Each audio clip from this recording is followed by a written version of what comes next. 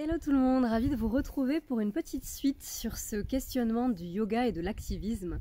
Et je voulais peut-être accentuer un peu sur cette idée de, en fait, peut-être c'est la manière dont on fait le yoga, dont on propose le yoga, dont on le transmet, qui peut aussi revêtir une forme d'activisme ou en tout cas se rapprocher de cet engagement. Parce que activisme finalement c'est comme agir pour quelques valeurs qui nous semblent essentielles, qui représentent qui on est aussi et qui représentent quelque chose ou quelque être que ce soit qu'on a envie de défendre. Donc c'est un engagement quant à quelque chose qu'on veut défendre.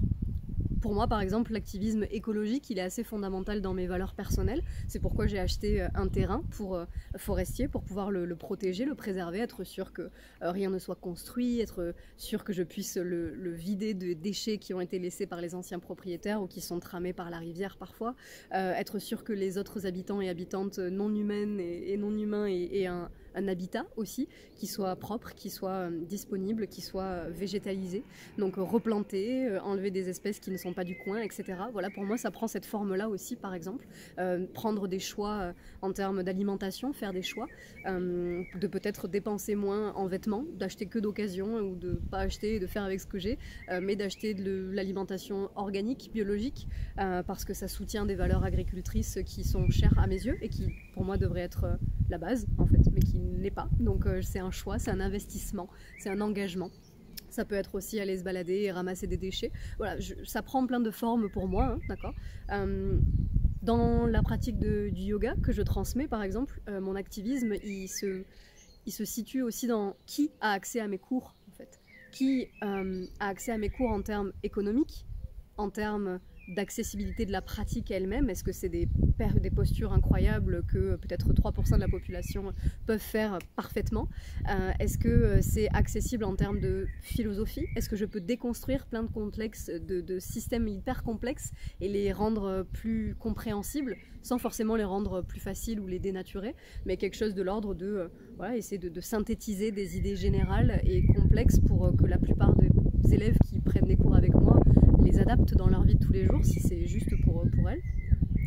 Donc finalement c'est comme des concepts d'engagement, c'est quoi mes valeurs derrière mes cours et comment est-ce que je peux mettre cet engagement au service de ces concepts-là, au service de ces valeurs-là.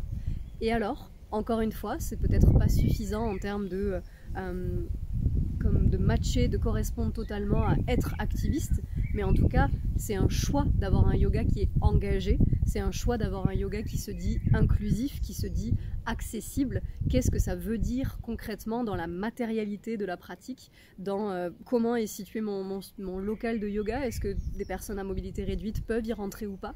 Est-ce que les cours sont adaptés pour ces personnes-là, etc., etc. Est-ce que la communication que je mets en place l'est?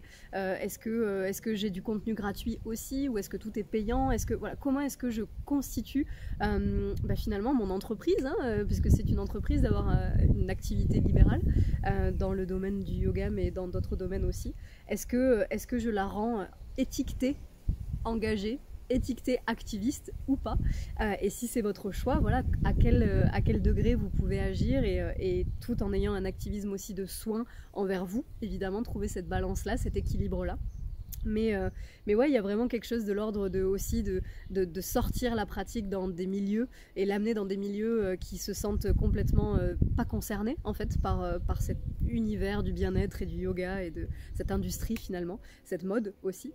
Donc il y a plein de portes d'entrée là-dedans, mais je voulais refaire une petite vidéo pour questionner ça et pour soutenir aussi cette vision qui m'est très chère et qui est très présente pour moi, d'un yoga engagé, d'un yoga comme soutenant du vivant et de la collectivité et des humains et du plus qu'humain aussi et de notre environnement.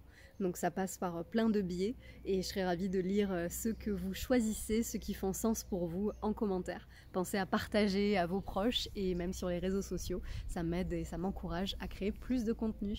À très vite.